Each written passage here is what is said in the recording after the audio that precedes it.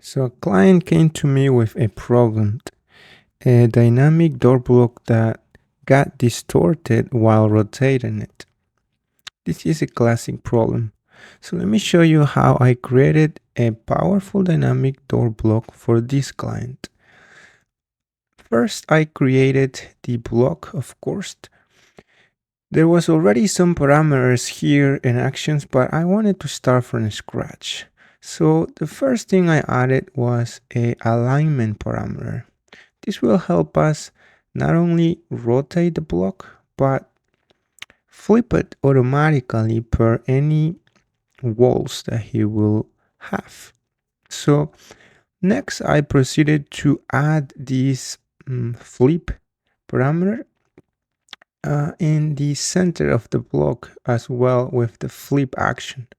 So what this will help is having a combination between the alignment and the flip will have all of the possible options to rotate this block. During this creation, I faced some challenges that I will show you how I resolved it. First, the block base point. So by using the flip action, I couldn't actually keep also the base point of the block. So that's why I added a base point parameter to this block so that when we flipped it, the base point of the block will also flipped. So that was one of the first challenges that I needed to solve. So once I started testing this door block, I saw a bunch of problems. And I added a linear parameter to fix one of these problems. So that's why I added this stretch to the lift.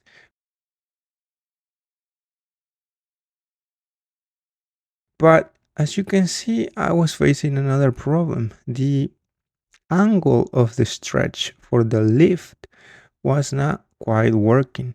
So what I did is I added a angle or rotation to this stretch. The number that I used was 90. So once I changed that to 90, so now the stretch direction will change. And once I started testing this, you can see that it was working. So the next thing I did was add a scale action using the same linear parameter for the arc. This way, when I stretched the block, the arc will also increase or decrease accordingly. So another problem was this flip action now. Now that we could change the size, we needed a way to keep it center. So I used a moved action to move this flip action and keep it centered. So first I couldn't achieve it just by using the move because I needed a way to control the movement. So I went and changed this distance multiplier to 0.5 so that every time I increase the size of my block, my flip will move only halfway, and that will keep it centered. Otherwise, this will cause problems when flipping the door block. Another problem I saw was the tag number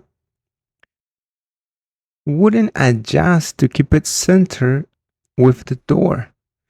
The parameter I used was moved by utilizing the existing linear parameter. I was able to add the ID number.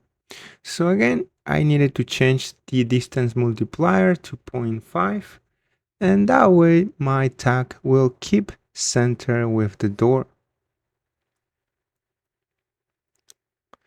So once I keep testing and testing this block, I needed to make or add another functionality, which is add a thickness change or variable to the lift. So for this, I added a new distance or linear parameter. So again, using the brand new linear parameter, I was able to add this functionality. I saw that the new stretch action for the flip was working. However, it was messing up the alignment parameter on the block itself. So what I did was removed the alignment parameter from this stretch action. This will ensure that when we stretch the lift, it won't affect the alignment action or parameter. And I found another problem. When we flipped the block, the new stretch action for the lift wasn't following.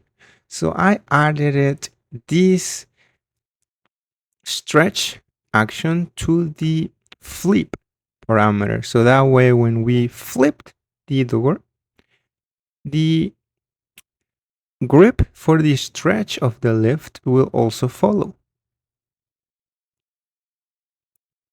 So I wanted to give more flexibility to the client by adding a new functionality to move this information for the door. So I used a point parameter in this case and place it in the center of this door information, and I follow it by a moved action. So that way, when I selected all of these text information, a client will have the option to independently move it. However, when I first attempted this, the move grip wasn't quite moving correctly. So I had to add another action in this case, and now I got it working correctly. The point grip will keep center with the information. However, when I use the flip, it will mess it up. So that was why I needed to add this brand new point parameter to the flip action. And that was one of the mistakes I did. I should have add the flip functionality by the end of my block creation. So that way I will avoid having to add again these new parameters and actions to the flip action. So once I had this ready, I was testing it again now in the model space environment, because that's different from testing it in the block editor itself. Sometimes you might still encounter problems that you did not see on the block environment. So that's why I like to also test it in model space. So once I start testing here, I saw another problem. The ID tag was not reading horizontally, and this will cause problems, of course. So for this, I will need to add a new functionality. So when I aligned the door, the text will also follow. And we already went over this, how to add this functionality on the community. Once I added this functionality, then every time we flipped or aligned the door to a wall, the ID tag will also keep horizontally.